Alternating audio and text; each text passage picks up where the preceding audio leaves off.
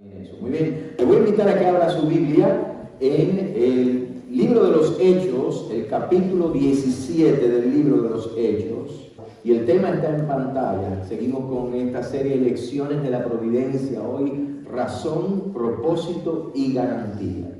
La Biblia está llena de historias que son evidencia de la soberana actividad de Dios en el mundo. En eventos, en la vida de individuos, de personas, y muchos de los eventos que se registran en la Biblia son operaciones soberanas e inherentes directamente de la voluntad de Dios. Muchos son decretos, muchos son cosas que solamente Dios puede hacer. Generalmente llamamos a esas cosas muchas veces milagros. Sin embargo, hay una realidad detrás de todas las cosas que no podemos ignorar. Una realidad bíblica que cuando nosotros la entendemos nos va a ayudar a vivir de manera en la que incluso en medio de todo y a pesar de todo, nosotros podamos experimentar paz en nuestras vidas. Y esta actividad es la providencia de Dios.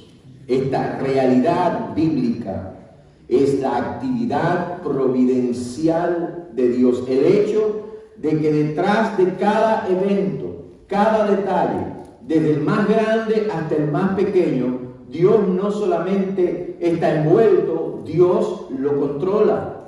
Y esta participación de Dios y este gobierno de Dios no es solamente en la esfera de su reino, de la iglesia y de sus hijos, sino de todo el universo, de toda la humanidad, de todo lo creado. Pero hay algo, mientras yo me preparaba para este mensaje, creo es necesario destacar. Yo me he dado cuenta como muchas veces los cristianos confunden dos términos, dos cosas. Confunden providencia con milagros. A veces le dicen un milagro, le llaman milagro a algo que realmente no es un milagro, sino que es algo providencial. La semana pasada les decía que providencia quiere decir que el mundo y nuestras vidas no son gobernadas por la casualidad o por la suerte, sino por Dios.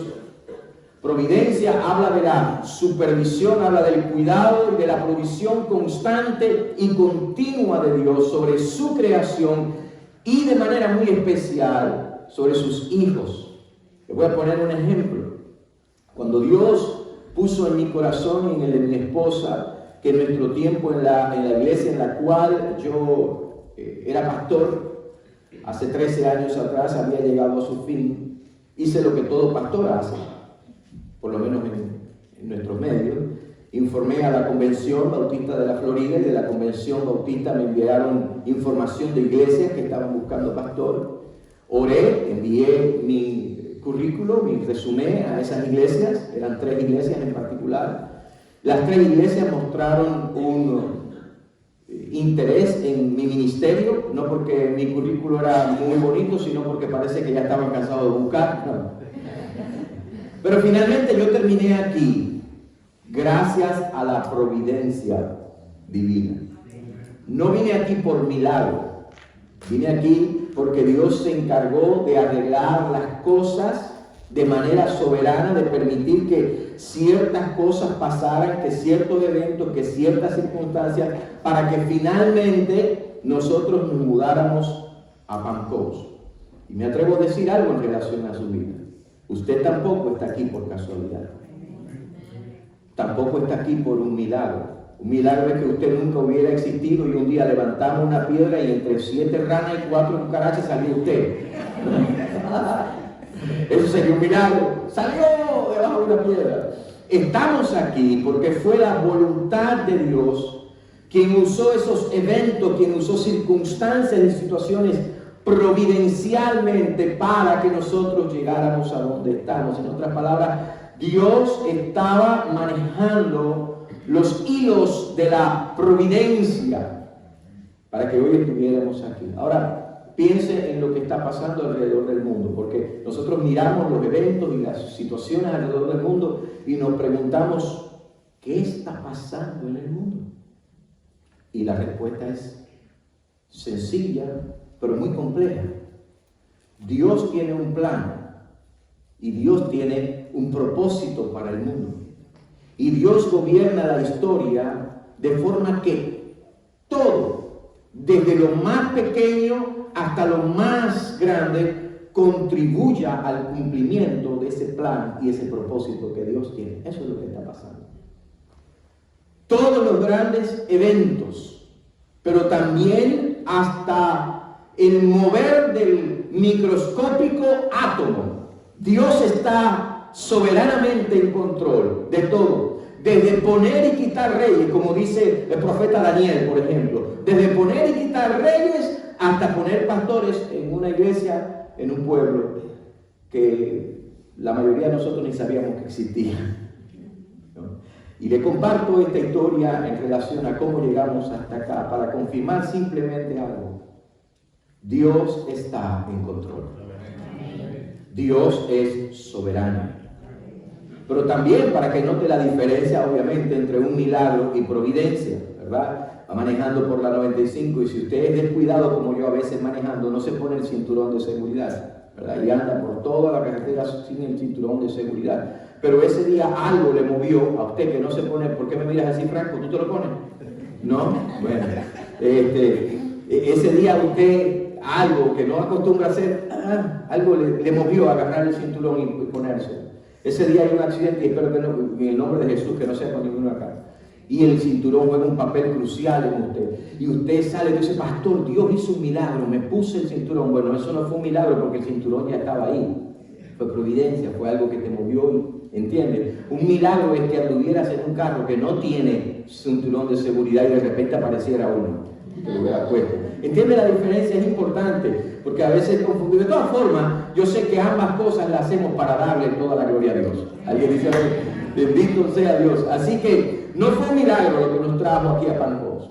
Los arreglos, ni la razón por la que usted está acá. Los arreglos soberanos de la providencia divina nos tiene, escuche a alguien esta mañana, nos tiene donde nos tiene y nos mueve a donde nos mueve.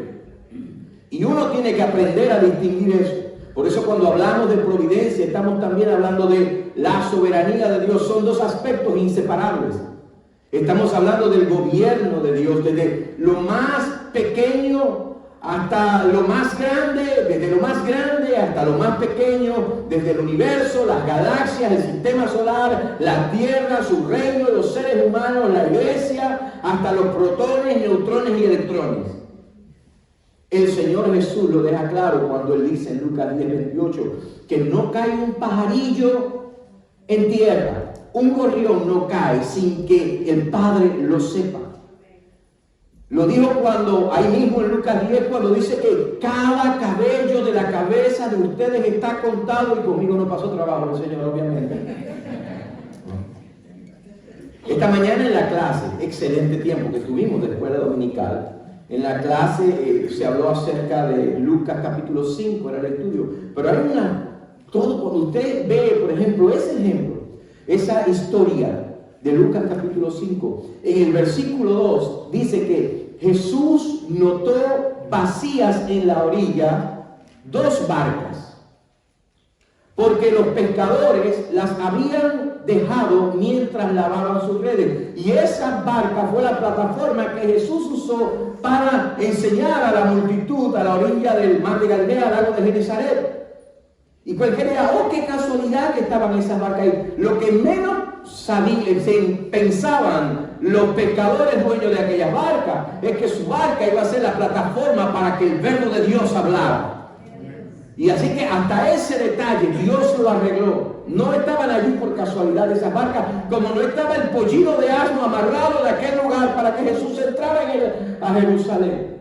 Ahora piensen esto, porque saber que nada escapa del control y de la autoridad, escuchen, nada escapa del control y de la autoridad soberana de Dios. Y saber eso debería ser suficiente para nosotros como hijos de Dios, suficiente para que viviéramos agradecidos. Pero no solamente eso, sino suficiente para que nosotros también viviésemos libres de esas cosas que nos causan estrés y que nos roban la paz. esas cosas que nos ahogan en mares de tristeza, esas cosas que nos hacen sentir inseguros, temerosos. Y la porción de las Escrituras a la cual quiero dirigir hoy su atención nos da una edificante perspectiva de la providencial actividad de Dios que nos va a ayudar a nosotros no solo a ganar un entendimiento de las profundas implicaciones de su soberanía, sino de lo que esto representa también para nuestras vidas. Esta es una porción muy rica, no tenemos tiempo para explorarla toda, pero hoy vamos a ver razón, propósito y garantía de la providencia. Y vamos a Hechos capítulo 17. En su segundo viaje misionero, Pablo, luego de visitar otras regiones, llega a Atenas. Atenas era el gran centro intelectual y cultural del mundo. Y en esta ocasión, Pablo estaba solo en aquella impresionante ciudad, pero él no estaba como un turista. Estaba mirando, estaba observando, estaba viendo, pero no estaba como un turista. Lo que cautivó su atención no fue la grandeza y el esplendor de Atenas. Eso no fue lo que captó su atención. La maravillosa arquitectura. Lo que le llamó la atención fue la oscuridad espiritual de las personas en aquella ciudad. La evidencia era la fuerte presencia de ídolos. La Biblia dice que la ciudad estaba totalmente entregada a la idolatría. Verso 16 dice: mientras Pablo los esperaba, a Silas y a Timoteo en Atenas, se indignó profundamente al ver la gran cantidad de ídolos que había por toda la ciudad. Los historiadores estiman que la ciudad tenía miles y miles de ídolos, que había presencia de ídolos, que todo el mundo tenía uno o más ídolos en su casa, uno o más por ciudadano. Eso estiman los historiadores. Así que este espectáculo conmovió, enardeció el espíritu de Pablo. Dice la Reina Valera, enardeció. Y esa palabra significa que lo irritó, estaba agitado, estaba encendido, estaba enardecido por todo lo que eso representaba. Sobre todas las cosas porque la idolatría imperante, reinante en esa ciudad era un insulto a la gloria de Dios. Y Pablo estaba conmovido, no solamente a causa de esto, que era un insulto a la gloria de Dios, estaba conmovido a causa de la ceguera espiritual de la mente y del corazón y de la razón de aquella gente. Quizás por lo que esto representaba, opresión espiritual, esclavitud espiritual. Pero sin duda estaba conmovido por la pasión por las almas de las personas de aquella ciudad. Y dice que Pablo entonces, en el verso 17, iba a la sinagoga para razonar con los judíos y con los gentiles temerosos de Dios, y hablaba a diario en la plaza pública con todos los que estuvieran allí. Pablo razonaba. La palabra quiere decir disertar, quiere decir enseñar, quiere decir dialogar, razonar.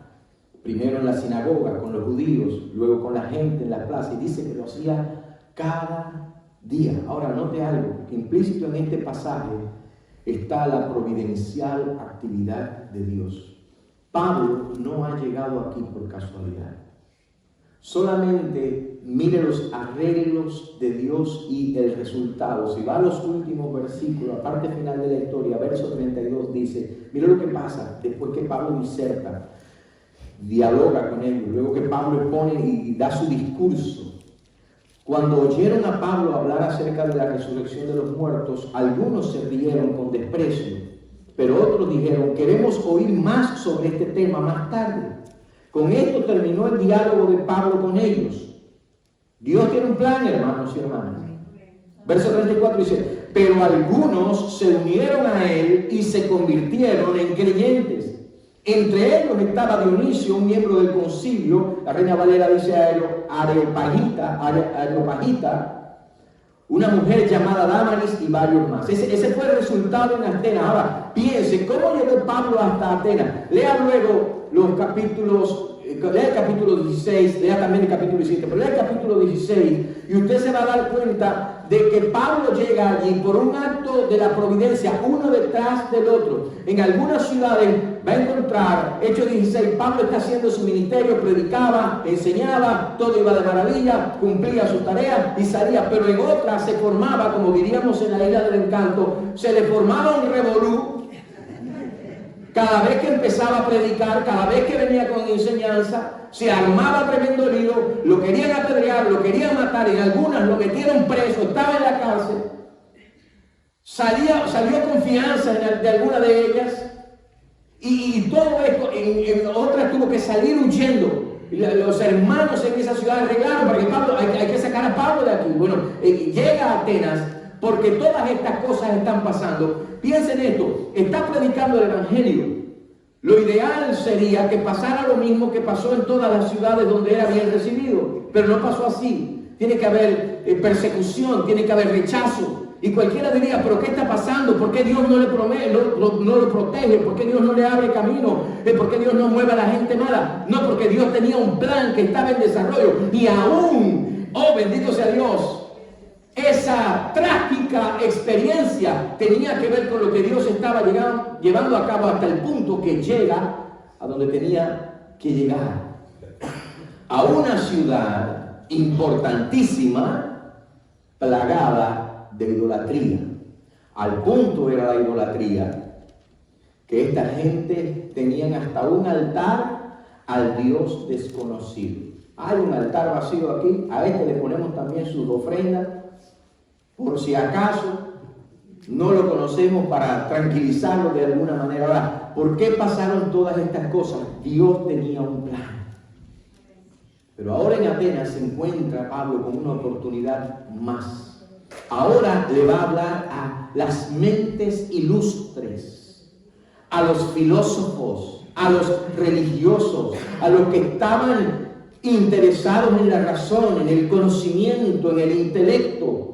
Entre ellos dos facciones o dos grupos de filósofos, los epicúreos y los estoicos. Los primeros dice que eran filósofos que creían que el placer o la felicidad era el bien supremo y el objetivo de la vida. Estos son los epicúreos, una especie de hedonismo, disfrutar la vida. Existimos aquí y esto es todo lo que hay, vamos a vivir la vida loca y vamos a vivirla ahora. Pero el segundo grupo, los estoicos, creían que Dios era el alma, una especie de panteísmo era lo que creían. Ellos creían que Dios estaba en todas las cosas. En una piedra era Dios, un árbol era Dios, cualquier cosa era Dios. Y apelaban mucho a la razón. Decían que había que vivir en armonía con la naturaleza, y que el hombre y la naturaleza tenían que ser uno. Yo sé que usted ve eso hasta en las noticias. El otro día estaba viendo una señora que se casó con un árbol. En serio. Y el matrimonio le ha ido de palo.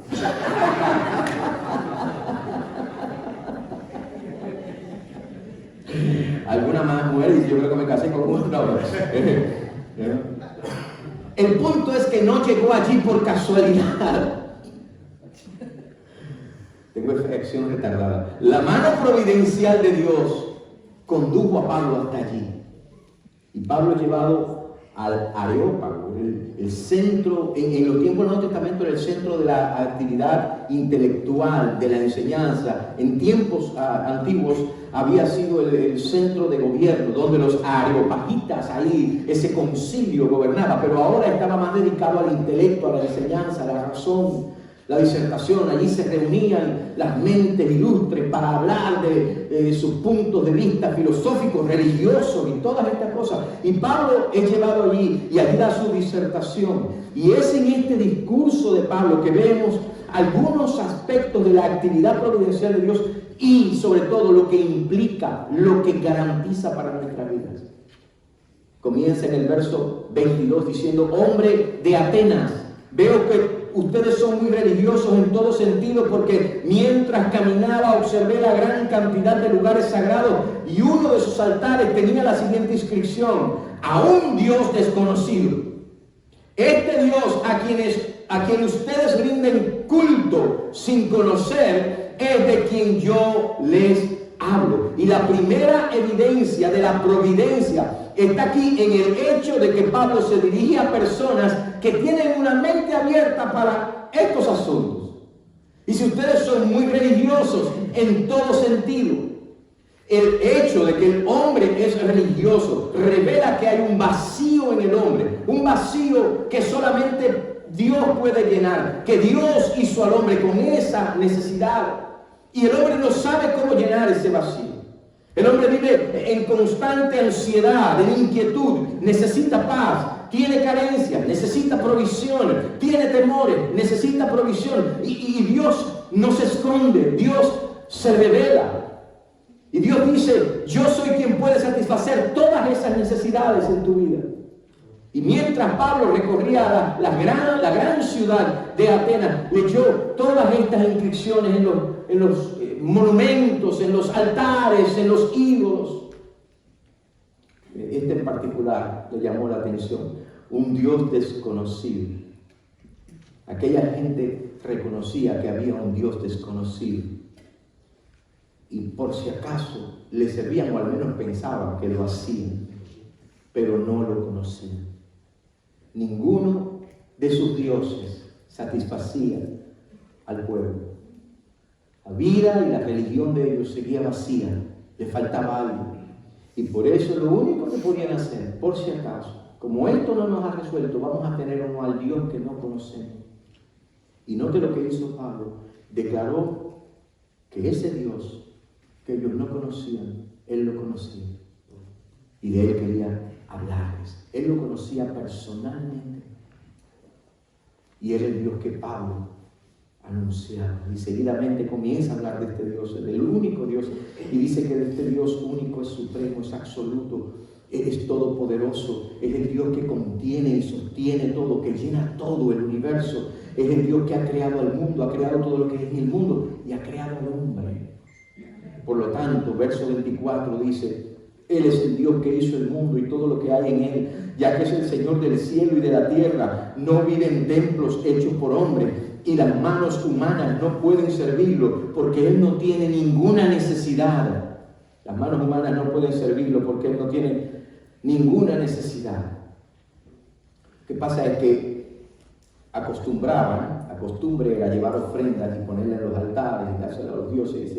Pero este Dios que ustedes no conocen no tiene necesidad de que ustedes le den ninguna de esas cosas. Él no necesita absolutamente nada. De hecho, Él es quien da vida y aliento a todo y satisface cada necesidad. Lo primero que quiero que noten esta mañana, lo que les gusta tomar nota, que se revela aquí, relacionado a la providencia divina, es algo de lo que parte todo. Número uno, Dios es el soberano creador. Dios es el soberano creador. Y como creador es autosuficiente. En otras palabras, no en el sentido que nosotros le damos al término autosuficiencia, sino que se sustenta a sí mismo. Él no necesita del hombre. En otras palabras, como creador no hay nada en su creación que lo pueda contener. Él tiene que trascender a la creación para ser Dios y creador.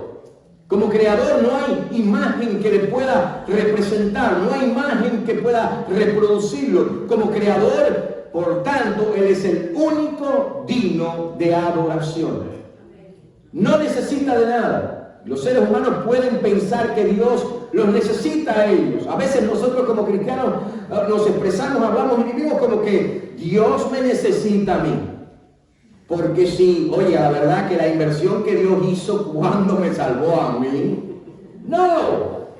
No, los seres humanos pueden pensar que Dios los necesita a ellos, que necesita tu vida, que necesita su adoración, que necesita sus ofrendas, que necesita su servicio. Pero Dios no necesita a los seres humanos. Recuerde esto, es sencillo. Pensamiento filosófico básico. Si usted pone el término necesidad al lado de Dios, ya no es Dios. Dios no necesita absolutamente nada. Él no requiere nada de lo que tú y yo poseemos. El hombre no puede ayudar a Dios, no puede beneficiar a Dios de ninguna manera. No puede hacer a Dios mejor de lo que Él es. Imposible. Así que lo primero que vemos acá es que Dios es el soberano creador. Lo segundo es que Dios es la fuente y el sustento de la vida. Número 2. Dios es fuente y sustento de la vida. Y aquí está la forma teológica de Pablo a afirmar, en primer lugar, el amor de Dios por la humanidad, la misericordia, la gracia de Dios, pero en segundo lugar también la misericordiosa provisión de Dios para la humanidad. Y aquí está el aspecto providencia. Dios es el dador de la vida, del aliento y de todas las cosas. Él es la única fuente de la existencia del hombre. Él es el que da y Él es quien sostiene la vida. Y Dios participa activamente en proveer estas cosas para el ser humano. La vida, el aliento y todas las cosas. Dios hizo al hombre y lo puso en una tierra que tiene todo lo que el hombre necesita para sostenerse y vivir. Eso es providencia. Dios lo hace. Y la idea es que todo ser humano, o todo lo que el ser humano tiene, o todo lo que el ser humano experimenta, todo lo que forma parte de su existencia, todo lo que es relevante para el hombre, proviene de las manos de Dios. El hombre necesita el sol como necesita la lluvia, como necesita la tierra, y todo eso viene de Dios. Necesita el oxígeno, todo eso viene de Dios. Dios está activamente involucrado en la vida del hombre, incluso en el mismo aliento del hombre y en la satisfacción de cada necesidad del hombre. En otras palabras, todo lo que afecta al ser humano y tiene importancia y es relevante y necesario para el hombre, tiene su origen en Dios. Tercer punto. No solamente Dios es soberano y fuente y sustento de la vida. Dios, aquí es donde ya la cosa se pone mucho más interesante. Dios es quien ha fijado el destino del hombre y de las naciones. Verso 26 de Hechos 17. Dice, de un solo hombre, Reina Valera dice sangre, creó todas las naciones de la tierra. De antemano decidió, escuche, de antemano decidió cuándo se levantarían y cuándo caerían y determinó los límites de cada una. Dios guía la historia de todos los hombres y de las naciones. Y esta es una revelación asombrosa. Hablábamos esta mañana en la clase de lo que nos provoca asombro, de la grandeza, de la majestuosidad de Dios. Esto debe llenarnos de asombro, lo que dice este versículo. Todos los hombres provienen de una misma fuente, provienen de Dios mismo. Todos los hombres tienen la misma sangre, tienen la misma naturaleza. Ningún hombre, y esto es relevante, porque eso quiere decir que ningún hombre o nación está por encima de otro. Ningún grupo étnico está por encima de otro. Ninguna raza está por encima de otro. Todos provienen de la misma fuente. Dios no muestra parcialidad a una persona sobre otra persona, ni al judío sobre el gentil, ni al religioso sobre el pagano, y podríamos seguir ilustrando esto. Lo otro es que a todos los hombres y naciones Dios les ha asignado un tiempo para vivir, y Dios dice que establece los límites hasta cuándo, dentro de los cuales vivir. Dios supervisa el nacimiento, Dios supervisa la vida, pero no solamente de las personas, sino también de las naciones de la tierra. Dios participa activamente en el mundo, activamente en la vida de las personas. El hombre solamente necesita reconocerlo y necesita dirigirse a Él, necesita volverse a Él y entregarse a Él. Y por eso la única manera de conocer, de experimentar el cuidado y la guía de la mano de Dios es rindiéndose a este Dios. El discurso de Pablo fue desafiante para las mentes iluminadas de aquellos tiempos, pero también es desafiante a la mente iluminada de estos tiempos. La mente especialmente que niega a Dios. La mente inteligente, tan inteligente que inventó la inteligencia artificial. La mente tan iluminada que apela a la razón para contradecir la razón, para negar la razón. La mente humanista que pone al hombre como el centro del universo y el arquitecto de su propio destino. Hasta el GPS de tu carro está diseñado para hacerte creer que tú eres el centro del universo. Ponga el GPS y va a ver que aparece una lucecita azul o una marca azul, un punto azul que dice que ese eres tú. Y usted hágale zoom así para que vea que se vaya agrandando y usted va a estar en el centro. Eso estaba pensando, wow, tremendo, bro. Esa mente humanista que piensa que todo gira alrededor del hombre. Es desafiante este discurso, porque la afirmación es contundente. Tu GPS se equivocó. El hombre no es el centro y el hombre no está a cargo. Dios tiene el control de la historia de la humanidad, tiene el control de las naciones como lo tiene de individuos. Él gobierna sobre todo, tiene autoridad sobre todo, incluso para establecer los límites de los tiempos y las edades. Lo que desesperadamente se necesita es que los hombres pongan su confianza en Dios. Es la única manera de experimentar la protección, es la única manera de experimentar el cuidado, la dirección de Dios. Por lo tanto, el cuarto punto dice que Dios es quien determina el propósito. Dios es quien determina el propósito de su providencia. En el verso 27 les está diciendo, Dios ha hecho todas las cosas. Dios es esto. Dios es soberano, Dios es creador, Dios está en control de todas las cosas. Él es quien pone límites, Él es quien establece las edades, Él es el que dice hasta cuándo y hasta dónde. Porque Él está haciendo unos arreglos acá. Él está buscando algo. Verso 27 dice, la Reina Valera dice, para que busquen a Dios.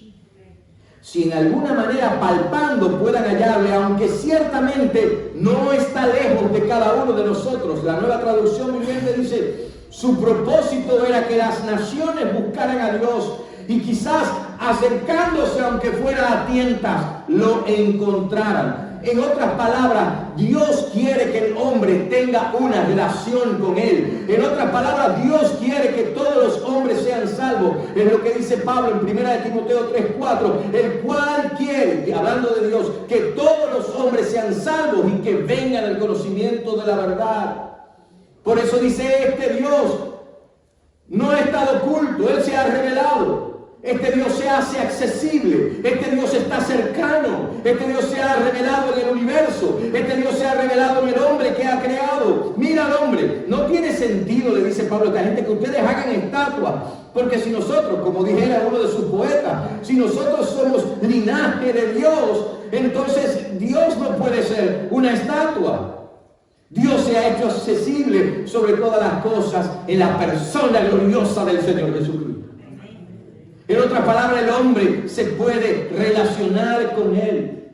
Y de hecho la forma en la que Pablo se dirige a aquellas personas implica la certeza de Pablo de él conocer de manera personal al Dios que ellos desconocían. Déjeme decirle, la forma más efectiva de usted dar testimonio de Cristo a quienes no tienen una relación con Dios por medio de Cristo es por medio de la evidencia en su vida y en su mensaje de que usted conoce al Dios que ellos desconocen y que necesitan conocer. Este Dios se ha acercado. Ese es el propósito de la providencia. Él quiere que los hombres le conozcan, Él quiere que le busquen. Por eso, en quinto lugar, Dios establece la manera en la que el hombre puede ser salvo. Es Dios quien establece la forma en la que el hombre puede tener una relación con Él. Nosotros hacemos una distinción, los evangélicos, los cristianos, hacemos una distinción entre religión y relación. Y esto básicamente es, la religión es el hombre determinando cómo se va a reconectar con Dios, a relacionar con Dios. El evangelio es diferente. El Evangelio no es el intento del hombre, no es la inventiva del hombre, no es la iniciativa estratégica del hombre para llegar a Dios. El Evangelio es Dios mismo reconociendo la incapacidad del hombre para llegar a Él y Él viniendo a nosotros en la persona del Señor Jesucristo. No es la religión la que determina, no es el hombre que determina, Dios es quien lo determina. ¿Cómo lo hace? Verso 27, 28. Dice, pues en Él vivimos, nos movemos y existimos, como dijeron algunos de sus propios profetas. Nosotros somos su descendencia, linaje. Y mire el 29. Y como esto es cierto, no debemos pensar en Dios como un ídolo, diseñado por artesanos y hechos de oro, plata o piedra. Verso 30, en la antigüedad Dios pasó por alto la ignorancia de la gente acerca de estas cosas. Mira aquí está. Pero ahora Él manda que todo el mundo, en todas partes, se arrepientan de sus pecados y vuelvan a Él. Él es quien establece, Él es quien define, Él es quien determina, Él es quien dicta, Él es quien dice la manera en la que el hombre puede ser salvo.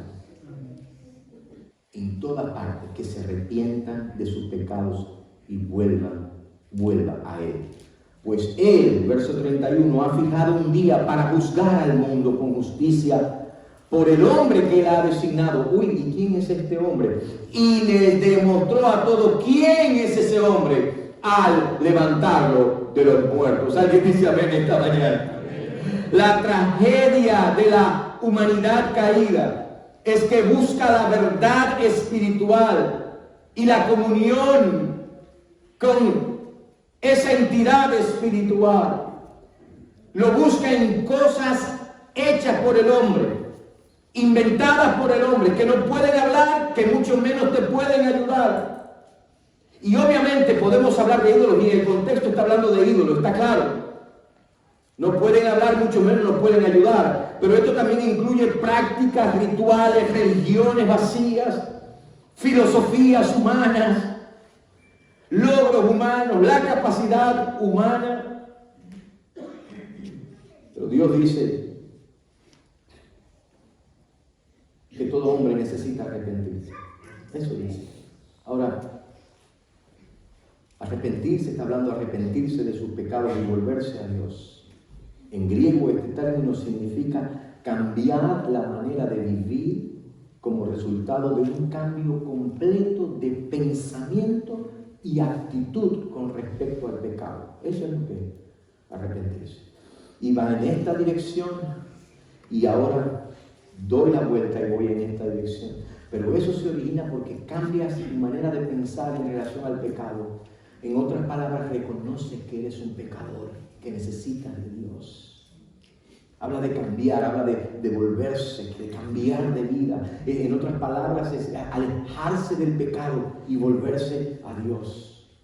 Eso, alejarse del pecado y volverse a Dios. Es un abandono de la vida antigua, de la forma de vivir. Hermanos, esto es sencillo. Esto se revela en la manera en que vivimos. Hay un dicho que dice, si camina como un ganso, luce como un ganso y suena como un ganso, ¿qué es lo que es? Es un ganso. Y hay mucha gente que dice, soy cristiano, pero camina como ganso. Soy cristiano, pero luce como ganso. Soy cristiano, pero suena como ganso. ¿Qué es lo que es? Eres impío, necesitas arrepentirte de tu pecado. El cambio consiste en alejarse de todas esas cosas que ofenden a Dios. Por eso el arrepentimiento implica dos virajes. Es darle la espalda al pecado, pero volverse a Dios. Eso es arrepentimiento. Y el arrepentimiento es más que tristeza. A mí me preguntó en una ocasión un joven, me dijo, pastor, cuando usted aceptó al Señor como Salvador de su vida, ¿usted lloró? Y yo, ¿verdad? Yo no me acuerdo de haber llorado. Yo no. Y porque eso no tiene que ver con que llore o no llore. El arrepentimiento es algo que ocurre dentro del corazón. Es posible que a algunos le provoque lágrimas, pero a otros no. Lo importante es que el hombre necesita arrepentirse. Pablo dice la razón, Dios ha fijado un día para juzgar al mundo.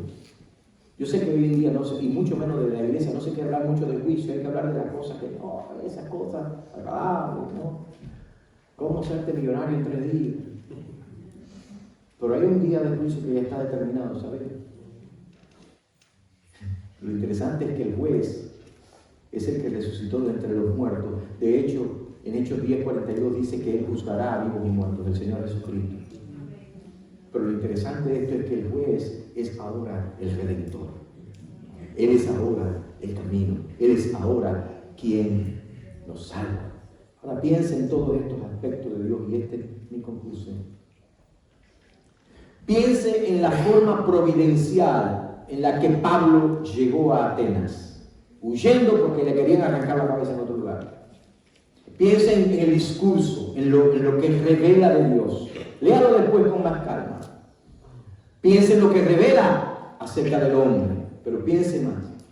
Porque la onda expansiva de aquel evento trascendió a aquel momento. Porque este evento quedó registrado en el Sagrado Libro.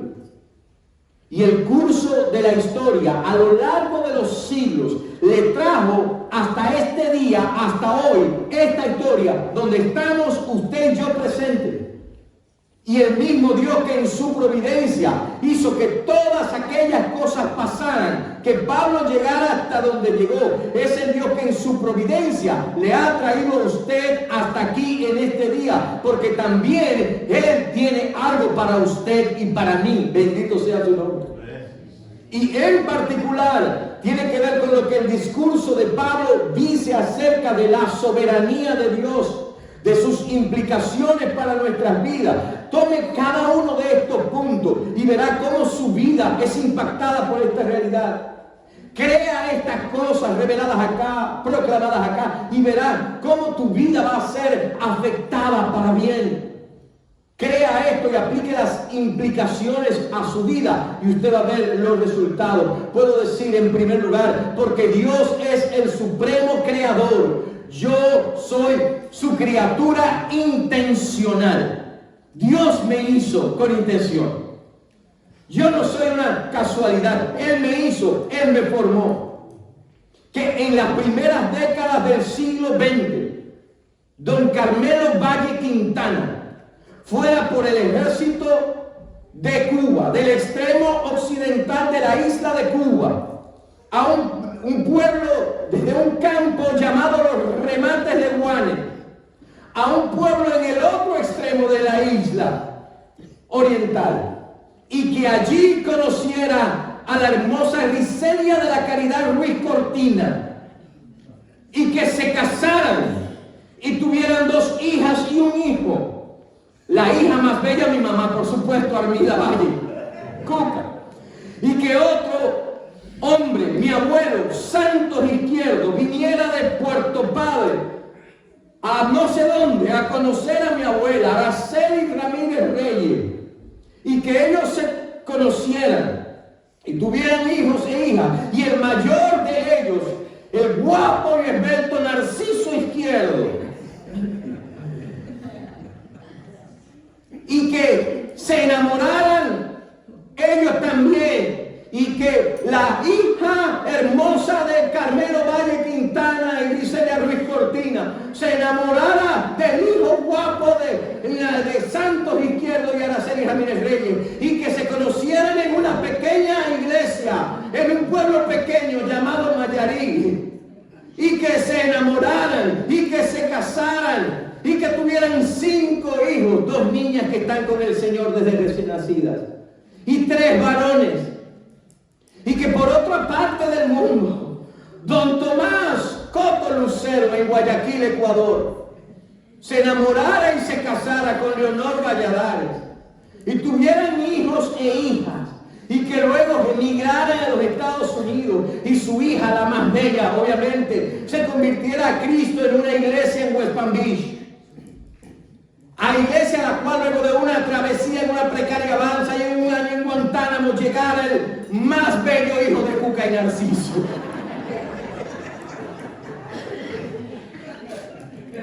¿Es verdad, mami? Y millones de otros detalles. y que la hija más bella de los cotos se casara con el más guapo de los izquierdos, y que Dios me llamara al ministerio pastoral y que sirviéramos juntos al Señor. No hay otra manera de verlo que los arreglos soberanos de la providencia, de la soberanía de Dios, por medio de esos arreglos que solamente Dios puede tejer. Bendito sea el nombre del Señor. Aleluya. Y estos son solamente a grandes rasgos. Ni le hablo de cómo llegaron a Cuba de Islas Canarias de mis abuelos. Pero piense ahora, deténgase un momento. Piensa en tu historia. Porque Dios está escribiendo tu historia. Bendito sea el nombre del Señor. Y estoy seguro que aquí hay historias más complejas y extensas que la mía. Piense en eso. Piense cómo llegaste a conocer a esa mujer. Y Dios, el amanecer del sábado, ahí en mi oficina, muy tempranito. Yo vine acá porque tenía algo que tenía que traer delante de Dios. Vine temprano, antes que empezaran las damas, muy temprano. Y yo estaba orando a Dios, estaba pensando en esta palabra, porque ya la tenía en mi corazón y en mis notas. Y Dios trató conmigo. Y me dijo, Ángel, porque Dios a mí no me gusta, me dice pastor, porque me dice Ángel. Y a veces me dice otras cosas, pero bueno. Ángel, no estropees lo que yo soberanamente he organizado. Porque tú y yo somos especialistas en atentar contra los arreglos de Dios. Piensa en esto. Dios es el creador. Tú no eres el resultado del encuentro fortuito del espermatozoide con el óvulo. Dios es tu creador. Tú no naciste solamente porque Dios en su providencia hizo todos estos arreglos. Tú estás aquí en Pancos en este minuto, en este lugar, como resultado de los arreglos de la mano providencial de Dios. Aprovecha el mover de Dios en tu vida. Tú y yo somos el resultado y somos la evidencia de que Dios está al tanto de nuestras vidas. Somos la evidencia de la actividad providencial de Dios. Él es tu creador, Él es la fuente de tu vida, Él es quien sustenta tu vida, más aún Él es quien da propósito a tu vida, Él es quien ha determinado los tiempos y los límites de tu vida. ¿Y qué me dice todo eso? Dios es soberano, Él tiene el control. ¿Quieres ponerse de pie esta mañana? Él tiene control de los grandes eventos y de los pequeños detalles. Él tiene control de poner reyes y quitar reyes, pero tiene control de ponerme a mí y quitarme a mí donde me tenga que poner y donde me tenga que quitar. No se sorprenda. No caigamos en el error de juzgar las decisiones de otras personas, ni de ofendernos por las decisiones de otras personas, a menos que sean una ofensa directa o porque sus decisiones no estemos de acuerdo. Dios está en control. Dios es quien está organizando todas las cosas. Dios es quien está moviendo todo. Nada escapa de su control. Así comenzó la clase esta mañana, al menos cuando yo entré un poquito tarde. Decía la hermana Nidia, Dios va a llevar a cabo su propósito. Te digo que los propósitos de Dios se van a cumplir. Porque Él hace que todas las cosas trabajen para sus propósitos, aunque a veces pareciera que no. Especialmente si eres un hijo o una hija de Dios. Porque la palabra de Dios dice que todo obra para bien de los que aman a Dios. Y por tanto eso me dice a mí que puedo vivir con un claro sentido de propósito. Y con una profunda experiencia de paz. Pase lo que pase, Dios está en control. Dios está en control. Por lo tanto, si yo soy creyente, debo permanecer haciendo lo que Él me dijo que hiciera. Debo servirle, debo amarle, debo adorarle solamente a Él. Debo vivir confiando en Él. Y si no soy creyente, entonces tengo que arrepentirme, porque eso es lo que Dios ha establecido. Pedirle a Dios que perdone mis pecados y entregarle a Él mi vida. Hermana Nidia, hermanos de la clase esta mañana, dejarlo todo significa entregarte tú totalmente a sus manos, su cuidado y su control. Eso es dejarlo todo. No es dejarlo todo por dejarlo todo. Es dejarlo todo para ponerte en las manos de quien sostiene todo.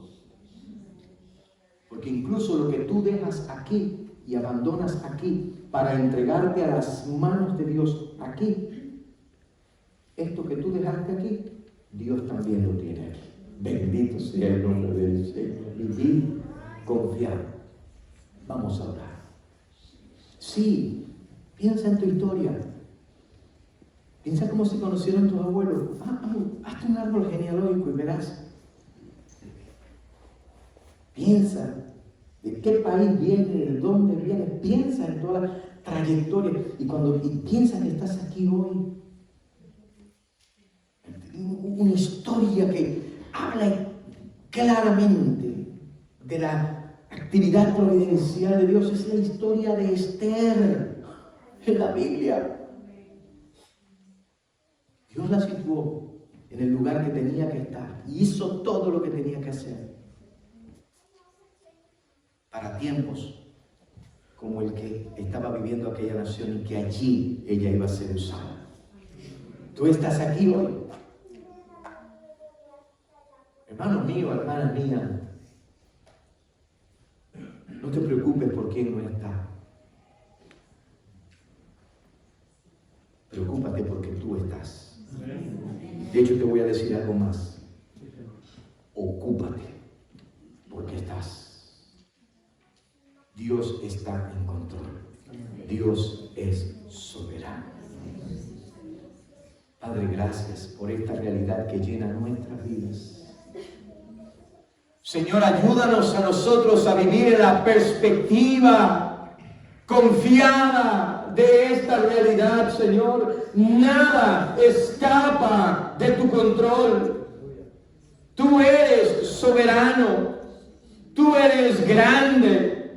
Señor, pues estás al tanto y en control de los más grandes eventos, pero hasta del más pequeño detalle. Tú levantas grandes hombres en la historia, reinas en la historia, reyes en la historia. Pero tú también has tejido los hilos del tapete de mi vida. Alabado sea tu nombre. Oh Dios, con la misma intención, con la misma gracia, con la misma misericordia y con el mismo amor y con el mismo propósito, que tu plan soberano y tus propósitos eternos se cumplan. Así que, Señor, gracias porque yo no soy un aborto de la naturaleza. Porque yo, Señor, no soy el fruto de un accidente fortuito. Yo soy criatura tuya. Dele gracias a Dios, hermano. Dele gracias a Dios. Por lo tanto, Señor, yo no tengo que adorar imágenes porque no hay imagen que te pueda representar. Yo quiero adorarte a ti como hijo tuyo. Ayúdanos a vivir confiados. Padre, ante el estrés de la vida, ante los desafíos de la vida, ante las malas decisiones nuestras y de otros en la vida, tu palabra dice que todo obra para bien de los que te aman. Tú estás llevándonos a un bien. Oh Señor, gracias por esa realidad. Bendice este pueblo en el nombre de Jesús. Amén y amén.